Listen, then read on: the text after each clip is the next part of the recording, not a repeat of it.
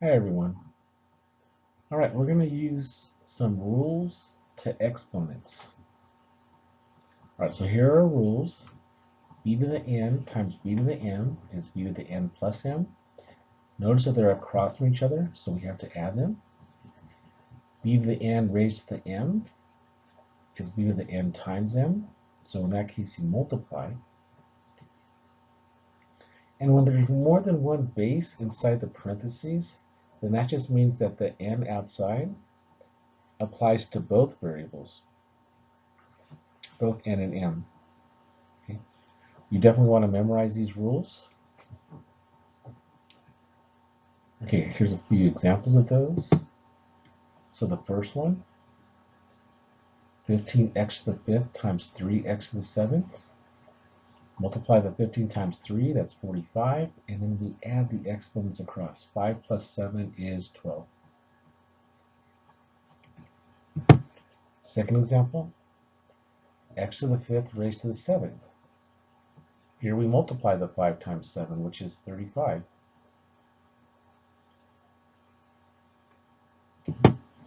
Third example, the 4 outside applies to both the x and the 8 and the y, sorry. So you multiply the 4 by each exponent, so that gives you x to the 32, y to the 12th.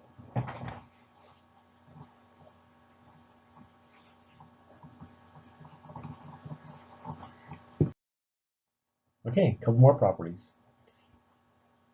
Here we have fractions. I know, everybody loves fractions. Okay. When there's an exponent outside the parentheses, that just means that that exponent applies to both the numerator and the denominator. Let's look at that example first. So x over y to the third means that 3 applies to both the numerator and denominator. So x to the third over y to the third. This next one's a little bit more complicated. It's because we don't want to have any negative exponents. Right? We're going to deal with negative exponents in the next section. So if you're wondering, like, well, what about negative exponents?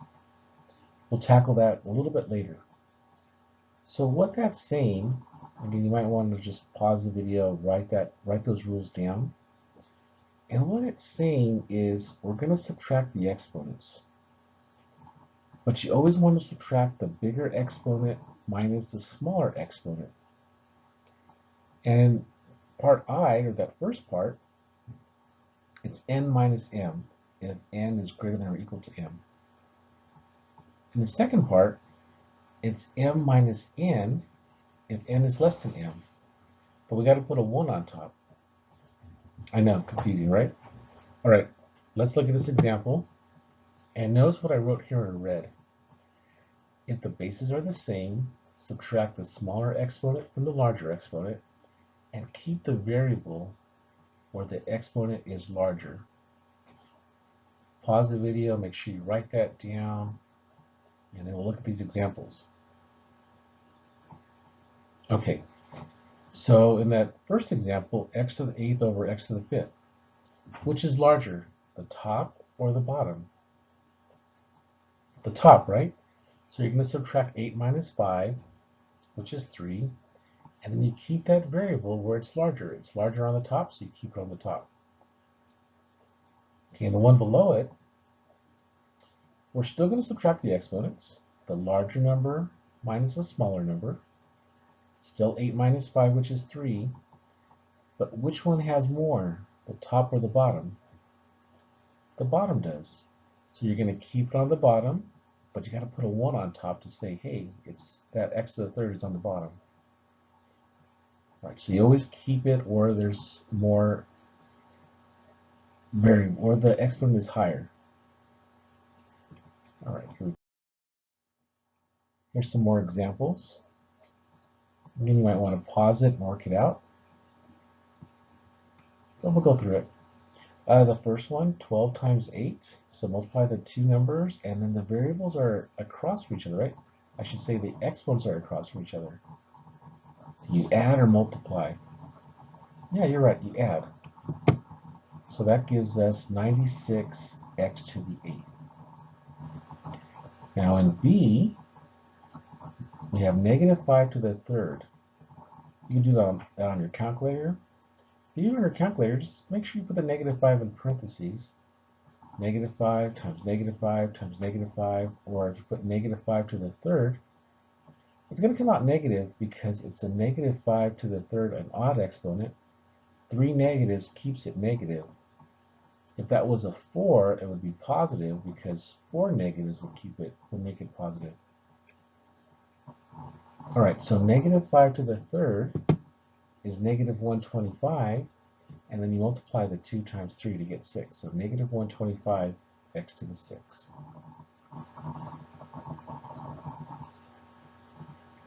Okay, part C. We have to do the 2 to the 4th. So sometimes people make a mistake and they multiply 2 times 4 to get 8, but that would be wrong. The 2, you got to raise it to the 4th power. So that means there's 4 2's. 2 times 2 times 2 times 2. 2 to the 4th, 16. And then you multiply the 4 times the other exponents. So 16 x to the 8th, y to the 12th. Okay, let's move on. Now we're going to use the property where we have an exponent outside of a fraction, and that exponent applies to both numerator and denominator. I want to pause and see if you can work these out. Okay, so we're going to do 3x cubed to the 2nd power and 5y to the 4th to the 2nd power. So on the top, we got to do 3 squared. What's 3 squared? 9. And then you got to multiply the 3 times 2 to get 6. So on top, you're going to get 9x to the 6. Then do the same thing on the bottom. 5 squared, 25. And then multiply the 2 times 4. So there's our answer, 9x to the 6 over 25y to the 8th.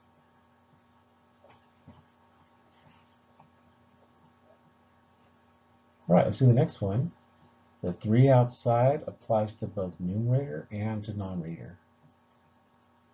So you're going to do 4 to the 3rd, 4 times 4 times 4, and then multiply the exponents. And on the bottom, we just multiply the exponents because there's no coefficient in front of the b. So 64 a to the 15th over b to the 9th. All right, next slide. Okay, so here we have fractions, and we have the same base. The base is the x, and on the top there's the exponent's 12 and the bottom's 18. So we're going to use that rule where we subtract the larger number minus the smaller number. So we're going to subtract 18 minus 12. What does that give us? 6? So if we do 18 minus 12, that's 6. And where is it larger, on the top or the bottom? Right, the bottom. So we're going to keep it on the bottom. So it's going to be 1 over x to the 6. So we're using that rule.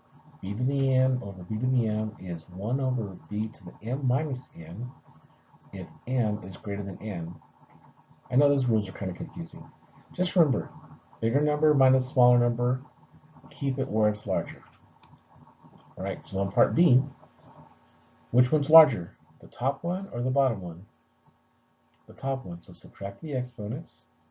That'll give you 7, and which one's larger? The top, so keep it on the top. That means there's nothing on the bottom. Anytime there's nothing on the bottom, you don't need to put the 1. So it's just x to the 7th.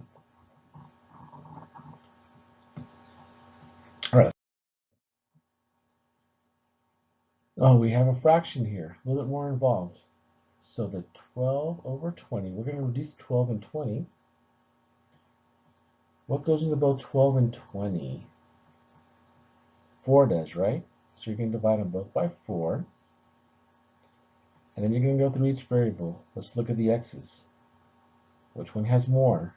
The top or the bottom? The bottom. So you're going to subtract 11 minus 3, which is 8, and then you keep it where it's more, which is the bottom. Same thing with the y's. Subtract the exponents, keep it where it's larger. So again, we divided by 4. 4 goes into 12 3 times. 4 goes into 25 times. And then the x's, there's 8 more on the bottom, so you keep it on the bottom. The y's, there's 13 more on top, so keep it on the top. And then you're all done. All right, next one. If you want to pause, try to do it on your own, and then come back when you're done. All right, 22 over 33. You could reduce that. Reduce it by 11. If you're able to use your calculator, you could always just type it into your calculator, and your calculator will reduce it for you. So you can type a fraction in. It works out. All right, it reduces by 11, so that'll be 2 on top, 3 in the bottom. And then the x's, which one has more x's? Right, the bottom. By how many? By 5. Now the y's. Now the y on top doesn't have an exponent. Well, actually it does. It's a 1. So 4 minus 1 is 3. So there's our answer. 2 on top and 3, x to the 5th, y to the 3rd on the bottom.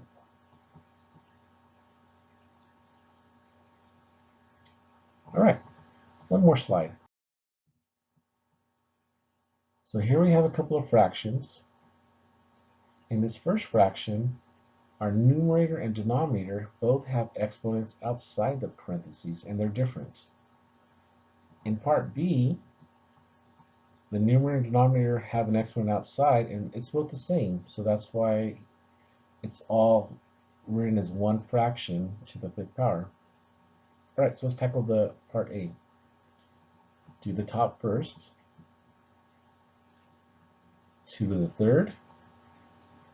So 2 to the 3rd, that's 2 times 2 times 2, which will be 8. And then multiply your exponents. 3 times 3 is 9. And there's not an exponent, but it's a 1. 1 times 3 is 3. And then do the same thing with the bottom. So on top, it's 8, x to the 9th, y to the 3rd. And on the bottom, it's 16, x to the 4th, y to the 10th. Now, simplify the fraction. You can reduce to 8 and 16. And then subtract your exponents. It was larger on top, keep it on the top. It was larger on the bottom, keep it on the bottom. So that gives us x to the 5th, y to the 3rd on top. Sorry, that's wrong. That y to the 3rd shouldn't be there. It's just a y to the 7th. Like that. Let's just black that out. Let's pretend we never even saw it, okay? All right, so there's our answer. X to the 5th on top and 2 y to the 7th on the bottom. All right, moving on. That 5 applies to both the numerator and denominator. Okay, so 2 to the 5th, that's 32, 2 times 2, or you can use your calculator. Put in your base of 2 and your exponent of 5, it'll give you 32. Same thing with the bottom, 3 to the 5th, give you 243, and then multiply your exponents. So x to the 15th, y to the 30th on top, x to the 20th, y to the 25th on the bottom. Now the 32 over 243, that's not going to reduce.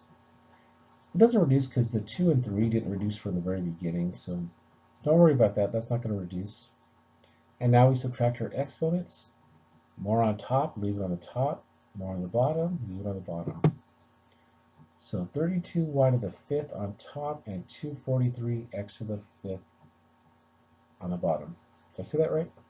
32y to the 5th on top and 243x to the 5th on the bottom. All right, that's it for this lesson. I'll see you here for the next one.